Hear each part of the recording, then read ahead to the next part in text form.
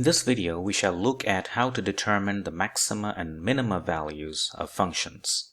Let's assume we have a function that is represented by this graph. Obviously, this function has a minimum value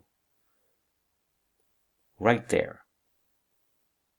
That corresponds to some values of x. How do we find that minimum value of that function? We can immediately note that the slope at that point of that graph is 0. So since slope is represented by dy dx at the minimum point is 0. So if you know the explicit form of function y by differentiating it with respect to x and equating it to 0, you can find this value of x. And putting this value of x inside this function of x, you will get the minimum value of that y.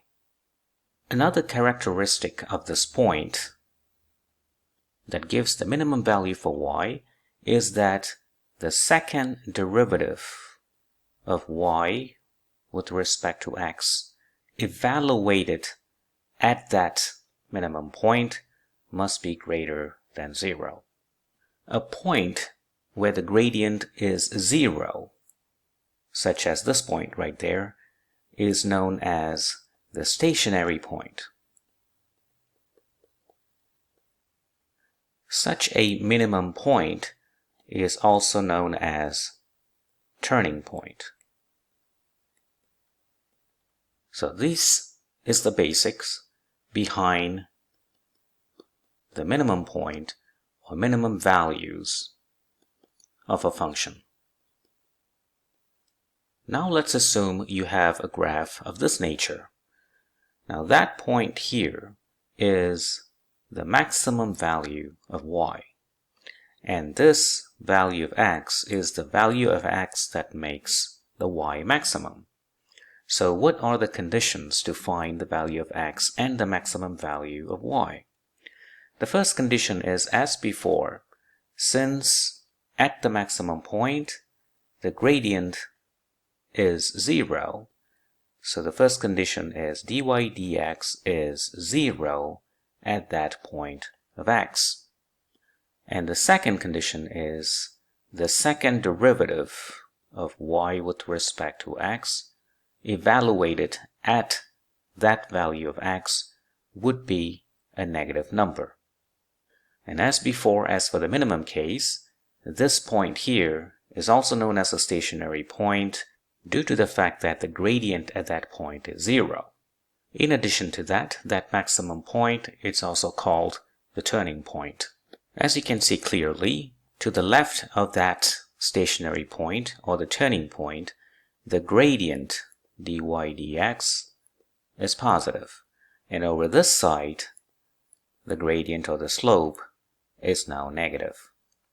Just like in the case of a minimum point that we saw earlier, so this is the minimum point, to the left of the minimum point, the dy dx is negative or the slope is negative, and to the right, the dy dx or the slope is positive. So that's the characteristic of turning points, where the sign of the slope changes. So let's look at this example. Let's find the maximum or minimum points for this function. So the first thing is to take the first derivative of this y with respect to x, and that's going to give you 2x plus 1. And by equating this to 0, you are able to find the so-called stationary point or points. So in this case, x is minus half. Putting back that value of x inside y, you will get a value of minus half squared minus half plus 1. And that's going to give you 3 over 4. So the point, the stationary point for this function is minus half 3 over 4. Now how do we know if this is a maximum or a minimum point? To do that, you have to evaluate the sign of the second derivative of y with respect to x at x equals to minus half. d2y dx squared from this function, which is dy dx, is quite simply 2. And this is a positive number. So that indicates that this point here is indeed a minimum point. And 3/4 is the minimum value of this function. Let's look at this function. So let's first evaluate dy dx. It is just 1 plus, how do we differentiate this with respect to x? Let's use the quotient rule. Differentiating that, you get 0, minus, now you differentiate this, you get 1. You multiply the 1 on top, divide this entire thing by the square of the denominator. Like that. Which is just 1 minus 4 over x plus 2 squared. So now let's find the stationary point. By equating dy dx to 0, you have 1 equals 4 over x plus 2 squared. Now solving this equation, you're going to get, first of course, x plus 2 squared equals to 4. So when you solve for x, you get two values of x. One is 0, and the other one is minus 4. The value of y that corresponds to x equals to 0 is 2, and the value of y that corresponds to x equals to minus 4 is minus 6. So 0, 2, and minus 4, minus 6 are the stationary points. Are these max or minimum points? To determine this, let's evaluate the second derivative of y with respect to x. Now from this result, that's going to be 8 over x plus 2 to the power 3. Now let's put in x equals to 0. When x equals to 0, the second derivative that we have just found will be a positive number. In this case, it's 1. So that means this is the minimum point of the function. When you put x equals to minus 4 in this expression, your d2y dx squared will be minus 1, which is a negative number. That means this is the maximum point. Let's look at this problem. So first, to determine the maximum and minimum points, we will have to figure out what the dy dx is.